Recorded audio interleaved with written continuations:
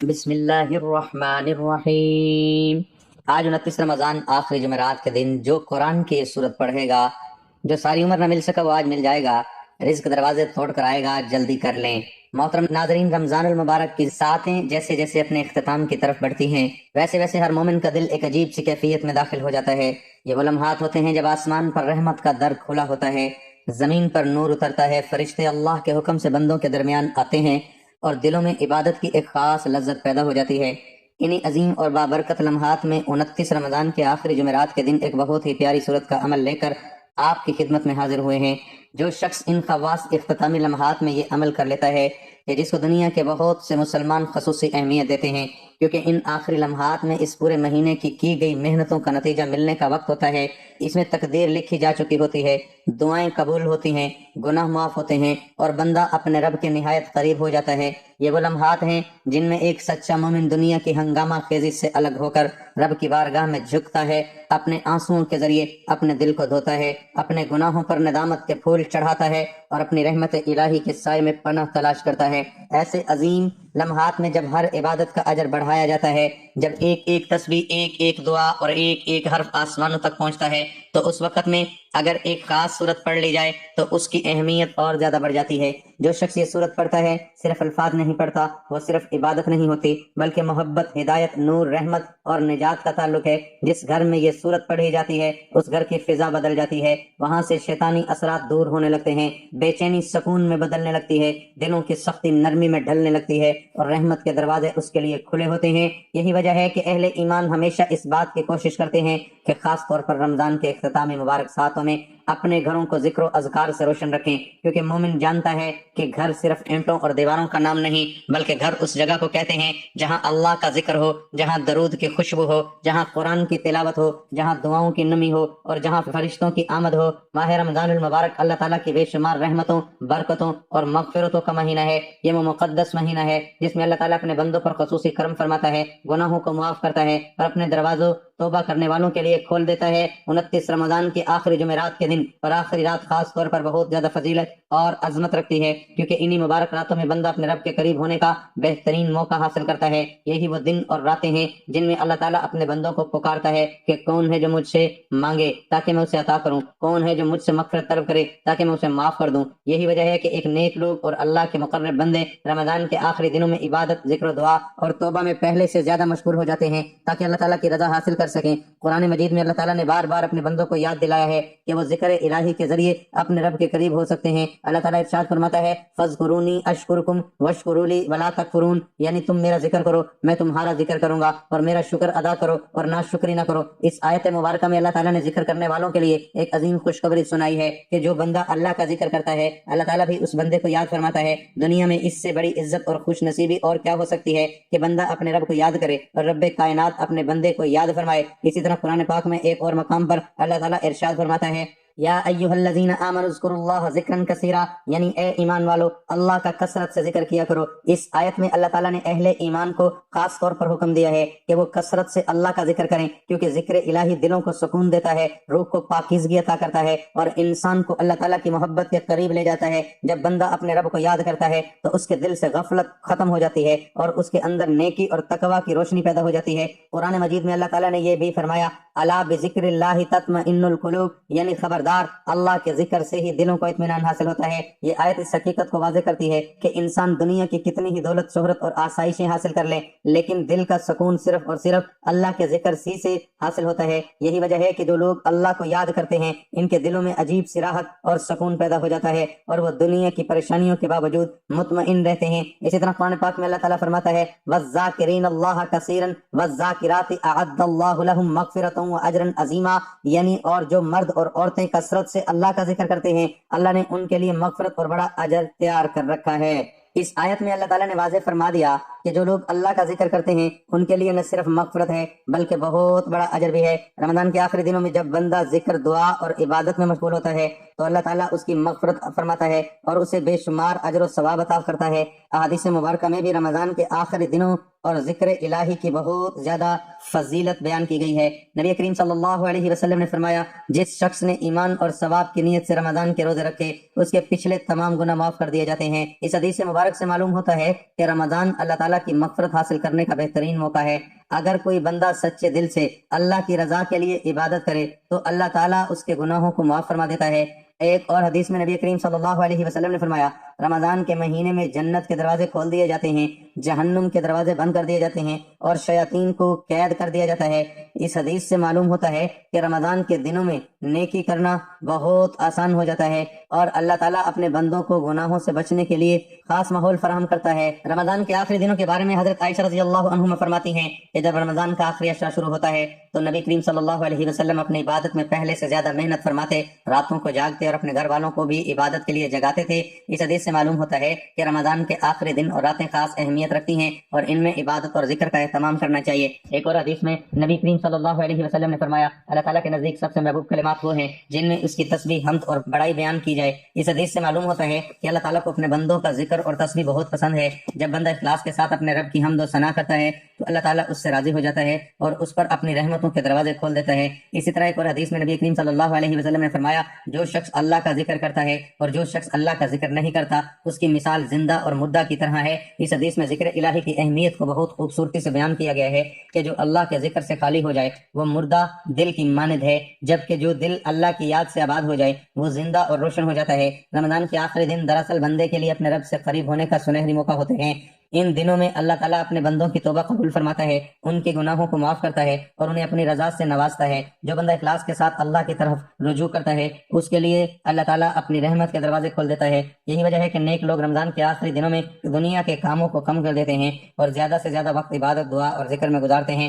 در حقیقت رمضان کے آخری دن انسان کے لیے ایک روحانی تربیت کا موقع ہوتے ہیں۔ یہ دن بندے کو یاد دلاتے ہیں کہ زندگی بہت مختصر ہے اور اصل کامیابی اللہ کی رضا حاصل کرنے میں ہے۔ اگر انسان سچے دل سے اللہ کی طرف رجوع کرے، اپنے گناہوں پر توبہ کرے اور اپنے رب کو راضی کرنے کی کوشش کرے تو اللہ تعالیٰ اس کی خطاؤں کو معاف فرما دیتا ہے اور اسے اپنی رحمت سے نواز دیتا ہے۔ اس لیے رمضان کے آخری دنوں میں اللہ تعالیٰ کی یاد، اس کی حمد و ثنا، توبہ، استغفار اور دعا کا خاص اہتمام کرنا چاہیے۔ یہ دن دراصل اللہ تعالیٰ کی محبت اور رضا حاصل کرنے کا بہترین موقع ہوتے ہیں۔ جو بندہ ان مبارک دنوں میں اپنے رب کو یاد کرتا ہے، اس کے سامنے عاجزی کے ساتھ جھکتا ہے اور دل سے توبہ کرتا ہے، اللہ تعالیٰ اس کے گناہوں کو معاف فرما دیتا ہے، اس کے درجات بلند کرتا ہے اور اسے اپنی رضا سے نواز دیتا ہے۔ رمضان کے آخری دنوں کی یہی برکت اور عظمت ہے کہ جو بندہ اخلاص کے ساتھ اللہ کو یاد کرتا ہے اور اس کی خوشنودی حاصل کرنے کی کوشش کرتا ہے، اللہ تعالیٰ اس پر اپنی خاص رحمت نازل فرماتا ہے۔ یہی وجہ ہے کہ اہل ایمان ہمیشہ ان دنوں کو غنیمت جانتے ہیں اور کوشش کرتے ہیں کہ زیادہ سے زیادہ عبادت، ذکر اور دعا کے ذریعے اپنے رب کی رضا حاصل کریں تاکہ اللہ تعالیٰ ان کے گناہوں کو معاف فرما دے اور انہیں اپنے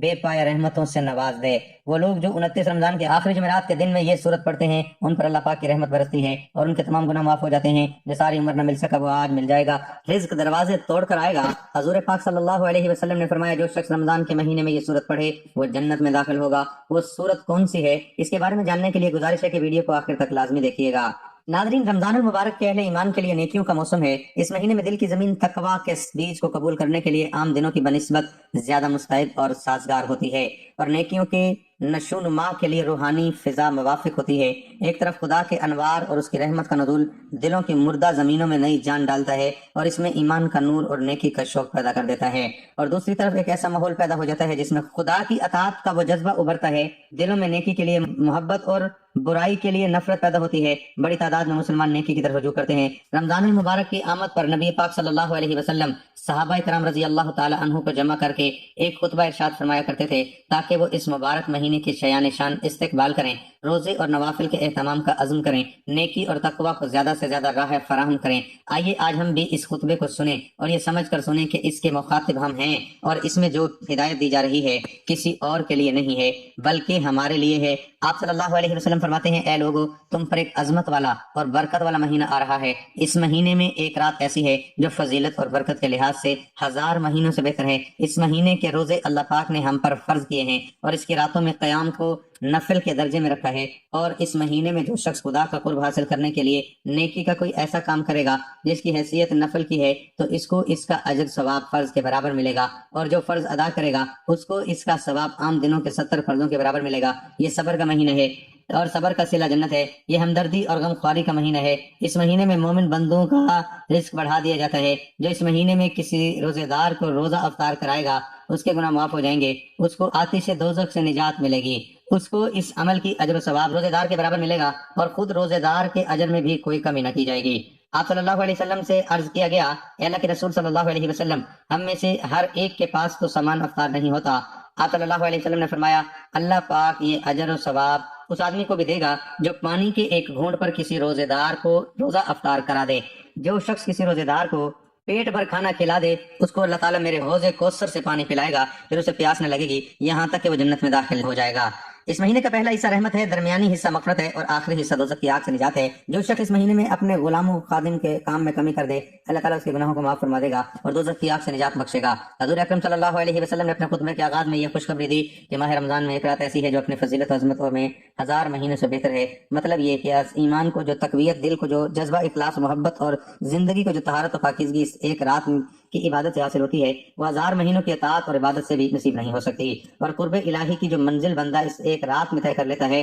وہ 1000 مہینوں میں بھی طے نہیں کر سکتی۔ نبی پاک صلی اللہ علیہ وسلم کی ایک دوسری حدیث سے معلوم ہوتا ہے کہ یہ بابرکت رات ماہ رمضان کے آخری عشرے کی طاقت میں ہے، یعنی 21، 23، 25، 27 اور 29۔ اس رات کو مخفی رکھنے میں یہ حکمت ہے کہ اہل ایمان رمضان المبارک کے آخری عشرے میں کثرت سے اللہ پاک کی عبادت کریں اور باقی مہینوں کے لیے تقویٰ کا زاد راہ جمع کریں۔ اور دوسری بات، آپ صلی اللہ علیہ وسلم نے یہ ارشاد فرمایا کہ جو شخص اس مہینے میں کوئی ایسی نیکی کرے گا جو نفل کا درجہ رکھتی ہے تو اسے اجر و ثواب فرض کے برابر ملے گا، اور ایک فرض کے اجر کو 70 گنا کر دیا جائے گا۔ اللہ پاک نے رمضان المبارک میں یہ اجر و ثواب اس لیے بڑھا دیا ہے کہ بندے اس مہینے میں نیک کاموں میں زیادہ سے زیادہ دلچسپی لیں اور ان کے دلوں میں اللہ اور رسول صلی اللہ علیہ وسلم کے اطاعت کا جذبہ پیدا ہو۔ وہ اس ایک مہینے میں ایک نیکی تقویٰ کی اتنی تربیت حاصل کر لیں کہ اس کے اثرات سال کے باقی 11 مہینوں تک باقی ہیں، اور اسی طرح سال بہ سال اہل ایمان ایک ماہ کی تربیت گاہ میں اسلامی زندگی کی تربیت حاصل کرتے ہیں، اسی ترتیب گاہ میں وہ اپنے ایمان کو زندہ اور تازہ کریں اور زندگی کو اسلامی تعلیمات کے سامنے ڈھال لے۔ بعض لوگ فرض سے مراد فرض نمازیں اور نفل سے مراد نفل نمازیں لیتے ہیں، درست نہیں ہے۔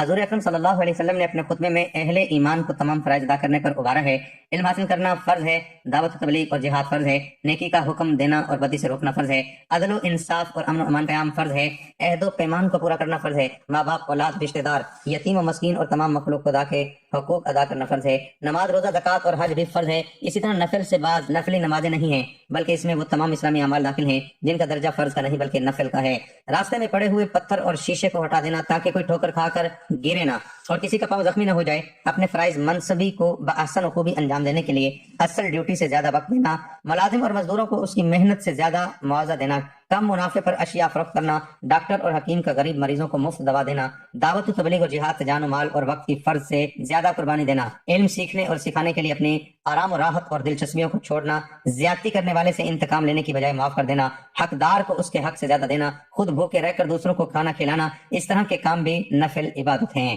ناظرین، رمضان المبارک میں صرف فرض نمازوں اور روزوں پر اکتفا نہیں کرنا چاہیے بلکہ تمام فرائض کو ادا کرنا چاہیے۔ اسی طرح نفل نمازوں اور روزوں پر اکتفا نہیں کرنا چاہیے، اسی طرح نفلی عبادتوں، خیراتوں، صدقات، رضاکارانہ کاموں کو کافی نہیں سمجھنا چاہیے بلکہ دوسری نفلی کاموں اور نیکیوں کا اہتمام بھی کرنا چاہیے۔ اسی طرح اسی صورت میں روزوں سے وہ ہمہ گیر تقویٰ پیدا ہوگا جو زندگی کے تمام معاملات کو شریعت کا پابند بنا دے گا، اور اگر صرف چند فرائض اور نوافل کا اہتمام کیا تو ممکن ہے کہ زندگی کے بعد گوشے تو نور و تقویٰ سے خوب جگمگا اٹھیں، لیکن دوسرے شعبوں میں یا تو اس کی روشنی نہایت مدھم ہوگی یا پھر وہ بالکل تاریکی میں ڈوب جائیں گے۔ ایسے ناقص تقوی کا درجہ یہ ہوگا کہ ایک شخص ایک طرف تو تہجد گزار اور اشراق عوابین کا سخت پابند ہوگا اور دوسری طرف امر بالمعروف و نہی عن المنکر سے بالکل غافل ہوگا، بلکہ امکان اس بات کا ہے کہ جو معروف کی راہ میں رکاوٹ اور منکر کا محافظ ہو، پاسبان بن کر رہے۔ ایسا ناقص متقی ممکن ہے اپنی زبان کو ہر وقت ذکر و اذکار اور تسبیح و تحلیل سے تر رکھتا ہو، لیکن ساتھ ہی اس کی زبان کے شر سے نہ اس کے رشتہ دار اور پاس پڑوس والے محفوظ ہوں گے اور نہ دوسرے ملنے جلنے والے ظاہر ہیں۔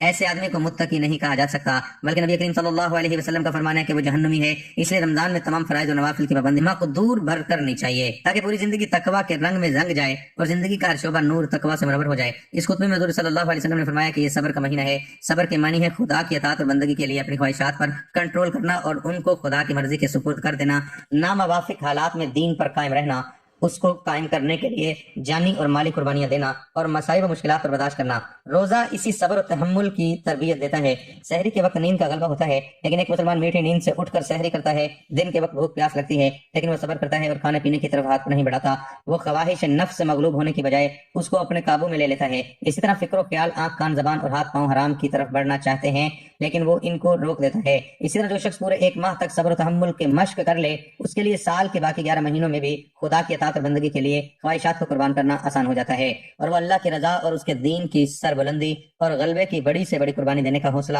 اور عزم اپنے اندر پیدا کر لیتا ہے۔ پھر فرمایا کہ یہ مہینہ ہمدردی اور غمخواری کا ہے۔ ہر روزے دار کو روزہ رکھ کر یہ اندازہ ہوتا ہے کہ بھوک اور پیاس کتنی تکلیف دہ چیز ہے۔ اس سے اس کے دل میں غریبوں مسکینوں کے لیے ہمدردی اور مدد کا جذبہ پیدا ہوتا ہے، اور وہ ان کی ہر ممکن مالی مدد کے لیے مستعد و مستریب طریقے اپناتا ہے۔ یہ بھی فرمایا کہ اس میں مومن کا رزق بڑھا دیا جاتا ہے۔ یہ ہر شخص کا تجربہ ہے کہ اس مبارک مہینے میں عام دنوں کی نسبت مالی حالت بہتر ہوتے ہیں، اور وہ نعمتیں بھی مل جاتی ہیں جو عام دنوں میں میسر نہیں آتی۔ نبی پاک صلی اللہ علیہ وسلم نے اس خطبے میں روزے داروں کو روزہ افطار کرانے کی ترغیب دی ہے، تاکہ مومن صرف اسیر ہو کر نہ رہ جائیں، بلکہ ان کے دل میں دوسروں کو کھلانے کا جذبہ بھی ابھرے، اور اسی طرح غریبوں کا بھی بھلا ہو۔ یہ اجر ثواب جن کی خوشخبری حضور اکرم صلی اللہ علیہ وسلم نے دی ہے، ان افطاروں کے لیے ہے جو محض اللہ کی رضا اور اجر و ثواب حاصل کرنے کی نیت سے کرائی جائے۔ یہ اجر و ثواب ان افطاریوں پر نہیں جو اپنی دولت مندی اور شان و شوکت کے مظاہرے اور کاروباری یا سیاسی مقاصد کے لیے کرائی جاتی ہیں۔ آخر میں فرمایا کہ اس کا پہلا حصہ رحمت، درمیانی حصہ مغفرت اور آخری حصہ دوزخ کی آگ سے نجات کا ہے۔ مطلب یہ ہے کہ اس مہینے میں نیک لوگوں کے لیے درجات کی بلندی ہے، اور گناہ گار چاہے اس کے گناہ زمین کے ذروں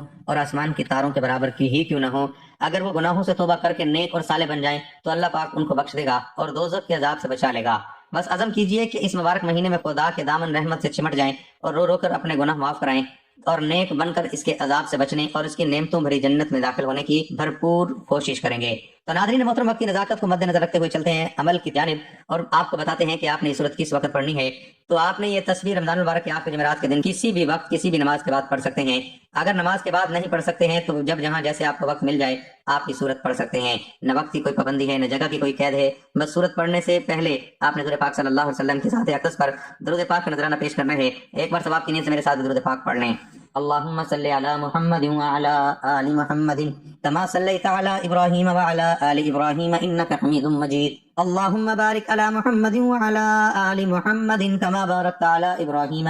وعلى آل إبراهيم إنك حميد مجيد۔ درود پاک پڑھنے کے بعد آپ نے ایک تسبیح اللهم إنك عفو تحب العفو فاعف عنا، اے اللہ بے شک تو بہت معاف کرنے والا ہے، معاف کرنے کو پسند کرتا ہے، بس مجھے بھی معاف فرما دے۔ حضرت عائشہ رضی اللہ تعالیٰ عنہ نے حضرت محمد صلی اللہ علیہ وسلم سے پوچھا کہ اگر مجھے شب قدر مل جائے تو میں کیا دعا پڑھوں؟ تو آپ صلی اللہ علیہ وسلم نے یہی دعا سکھائی۔ ہاتھوں کی انگلیوں پر یہ تسبیح کے دانوں پر گن کر پورے 100 مرتبہ پڑھ لینا ہے۔ اس کے بعد سورۃ اخلاص 33 مرتبہ پڑھنی ہے، اور اس کے بعد آپ نے ایک تسبیح استغفر اللہ ربی من کل ذنب واتوب الیہ پڑھنی ہے۔ یہ استغفار کی تسبیح ہے، اور یہ تسبیح پڑھنے سے اللہ پاک انسان کے تمام گناہوں کو معاف فرما دیتا ہے۔ اپنے ہاتھ کی انگلیوں پر گن کر یہ تسبیح کے دانوں پر 100 مرتبہ رمضان کے آخری جمعرات کے روز میں یہ استغفار پڑھ لینا ہے۔ اور ویسے بھی رمضان المبارک کے بابرکت مہینے میں استغفار کثرت سے پڑھنا چاہیے، کیونکہ یہ گناہوں کی بخشش کا مہینہ ہے، اور اس مہینے میں استغفار جو پڑھتا ہے اللہ تعالیٰ اس کے تمام گناہوں کو معاف فرما دیتا ہے۔ یا اللہ ہم گناہ گار بندے ہیں، ہم سے بہت سی غلطیاں ہوئی ہیں، یا اللہ رمضان کے ان آخری لمحوں کے صدقے میں معاف فرما، یا اللہ ہماری عبادات کو قبول فرما، یا اللہ جو بیمار ہیں انہیں شفا عطا فرما، یا اللہ جو پریشان ہیں ان کی پریشانیاں دور فرما، یا اللہ جن کے گھروں میں رزق کی تنگی ہے ان کے لیے رزق کے دروازے کھول دے، یا اللہ ہمیں جہنم کی آگ سے آزاد فرما، یا اللہ ہمیں دنیا و آخرت کی کامیابی عطا فرما، آمین یا رب العالمین۔ ناظرین کمنٹ باکس میں اللہ تعالیٰ کے 99 ناموں میں سے ایک نام لکھ کر ضرور شیئر کریں۔ اللہ تعالیٰ ہم سب کا حامی ناصر ہو، آمین، جزاک اللہ۔